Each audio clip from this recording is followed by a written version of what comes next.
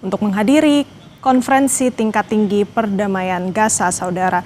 Prabowo Subianto bilang bahwa upaya menggelar KTT ini merupakan usaha yang besar dan ia juga berharap upaya ini bisa berujung sukses. Menurut Prabowo ini merupakan awalan baik yang pada intinya Indonesia datang untuk menyatakan dukungan dan memberi support yang penting. Gencatan senjata sudah berjalan.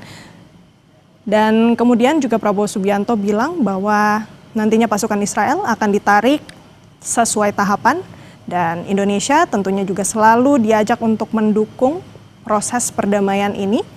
Dan ia menekankan tekadnya selama puluhan tahun ia juga ikut membela Palestina, termasuk juga Indonesia telah mengirimkan sejumlah bantuan baik itu dari kapal maupun ribuan ton beras, saudara.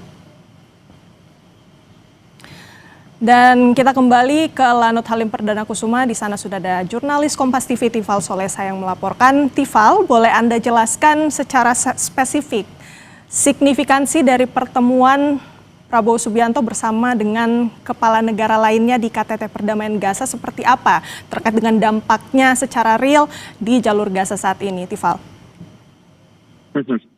Tindak lanjut atas kesepakatan yang sudah dibuat antara negara-negara dalam KTT Perdamaian Gaza ini jelas menjadi hal yang betul-betul dinantikan realisasinya, ya. Kenapa?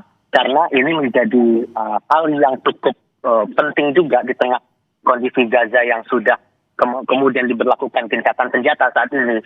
Sudah ada kesepakatan antara Hamas dan Israel untuk mengembalikan sandera di dua pihak itu. Dan kemana lagi langkah berikutnya untuk memastikan perdamaian ini bisa segera terwujud, itu juga yang menarik dicermati. Saya tadi sebetulnya hendak bertanya kepada Presiden Prabowo soal inisiasi dari Presiden Amerika Serikat Donald Trump soal adanya pemerintahan transisi menuju ke perdamaian di kawasan Palestina itu. Kalau kita ingat lagi dalam 20 butir dorongan ataupun inisiasi yang disampaikan oleh Presiden Donald Trump waktu itu setelah bertemu dengan Perdana Menteri Israel Benjamin Netanyahu, salah satu poinnya adalah mendorong terbentuknya pemerintahan transisi menuju ke perdamaian di kawasan Gaza atau di kawasan Palestina, dan disebutkan bahwa ketua dari pemerintahan transisi ini dipegang oleh Presiden Donald Trump dengan anggota salah satunya adalah mantan Perdana Menteri Inggris Tony Blair. Namun sayangnya tidak dijawab. Presiden Prabowo kemudian berlalu dan menuju ke titik agenda berikutnya.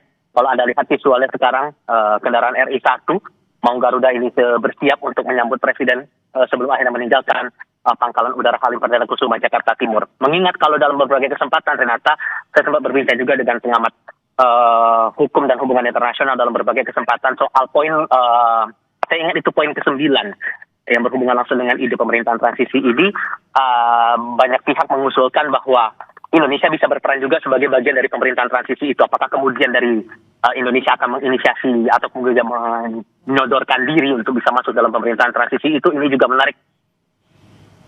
Baik, Tifal, yang menjadi pertanyaan juga ya. Semangat kedaulatan Palestina, Renata. Baik, terima kasih. Laporan lengkapnya Tifal Solesa melaporkan dari Lanut Halim Perdana Kusuma, Jakarta.